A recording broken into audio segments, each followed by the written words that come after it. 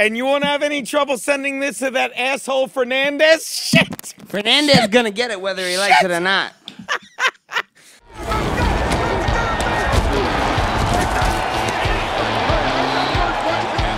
action fakes it to pass it in zone. Yes, touchdown.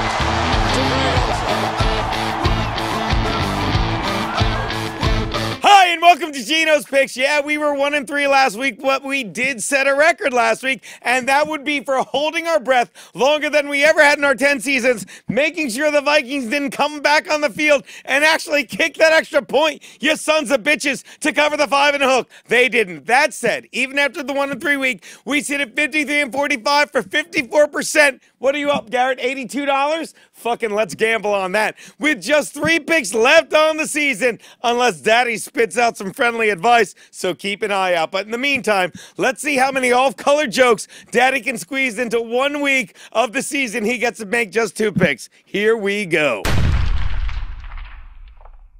My first pick, the Jacksonville Jaguars are getting 8 from the Patriots in New England.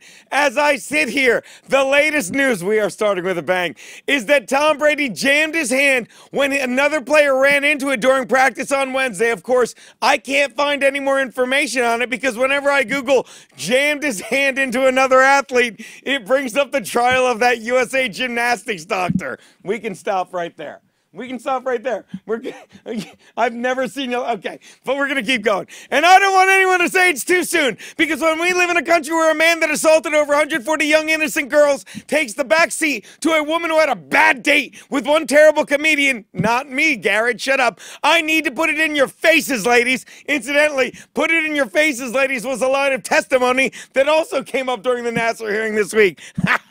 Put his dick in it. All right, look, regardless, this game reminds me a lot of that Ansari, because just like Ansari, the amazing story that is the Jaguars this year has no legs without their little brown man, Leonard Fournette. Why are we even doing the second pick? The Patriots will need to neutralize Fournette and put this game squarely on the shoulders of quarterback Blake Bortles. And if they do, here's the thing. If you look at the 2 wins by the Jaguars, watch how I actually use facts here. This postseason, with the exception of the 1 minute and 42 seconds of the Bills games when they were down a field goal, they have never trailed in the postseason. But when this team is trailing, you can take away the run that is Fournette and can send everyone at Bortles because, and just like Grayson the Aziz in the story, there's no way the Patriots are letting him come from behind. Take the Patriots and lay the 8.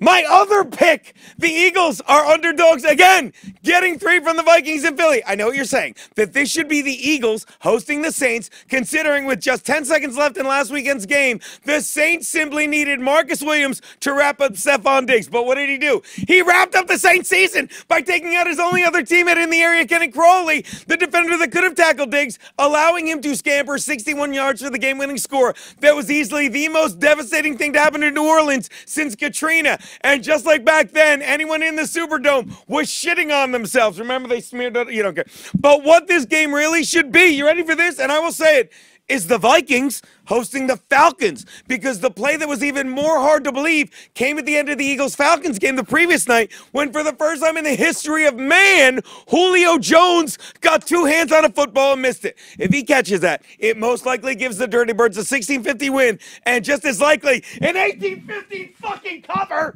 because they get the 2. Doesn't matter, not important. But as we've learned time and time again watching the Falcons play outdoors in January, especially last week, where temperatures fell below 20 by the 4th quarter in Philly, the more the temperature drops the mercury, the more the Falcons drop the ball. Maybe the Falcons should have signed that Olympic doctor, Larry Nassar, because his fingers are all over everything that are in the teens. Thank God we got to, oh, we're back. Hey, look on the bright side, Julio. I'm sure after a second straight playoff choke, the fans gave you exactly what you were looking for when you got home, a chilly reception. What is my point about this? That the only thing harder to believe than had I told you last week with a minute left in each game that the Eagles and Vikings were going to win would be if I told you at the beginning of the season that the starting QBs, say it with me in the NFC Championship game, would be the QB tandem of the 2015 2015 Rams, Case Keenum and Nick Foles, who, while each of their teams have 14 wins this season, could manage to lead the Rams only half as many combined that season. And why is that? Because their head coach was the man who we now know gets everything wrong, Jeff Fisher, which is probably why he thought Foles was better, allowing him to start the season before he went 4-7, giving away to Keenum and went 3-2. So to pick this game, all you have to do is use the old adage, WWJFDADDTO. Would you do?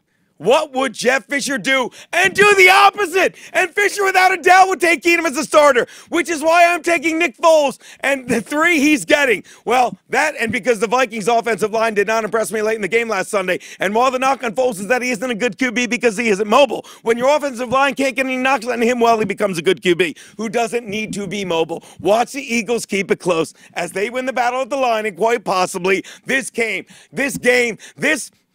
I'm taking the Eagles and taking the 3. Those are Geno's picks. I've been drinking with Bill Schultz all day. Thank you very much. Oh, that's broken.